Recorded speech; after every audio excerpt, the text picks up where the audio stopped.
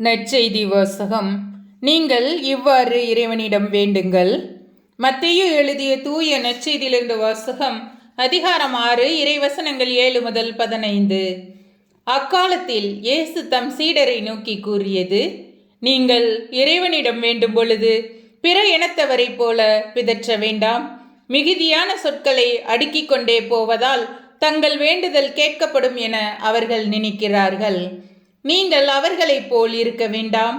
ஏனெனில் நீங்கள் கேட்கும் முன்னரே உங்கள் தேவையை உங்கள் தந்தை அறிந்திருக்கிறார்.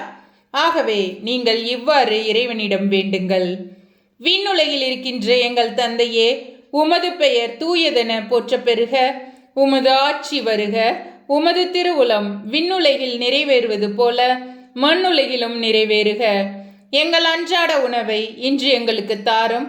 எங்களுக்கு எதிராக குற்றம் செய்தோரை நாங்கள் மன்னித்துள்ளது போல எங்கள் குற்றங்களை மன்னியும். எங்களை சோதனைக்கு உட்படுத்தாதேயும், தீயோனிடமிருந்து எங்களை விடுவியும். ஆட்சியும் வல்லமையும் ஆட்சியும் என்றென்றும் உமக்கே. ஆமீன். மனிதர் செய்யும் குற்றங்களை நீங்கள் மன்னிப்பீர்களானால் உங்கள் விண்ணகத் தந்தையும் உங்களை மன்னிப்பார். மனிதரை நீங்கள் மன்னிக்காவிடில் உங்கள் தந்தையும் உங்கள் குற்றங்களை மன்னிக்க மாட்டார். ஆண்டவரின் அருள் வாக்கு. கிறிஸ்துவே உமக்கு புகழ்.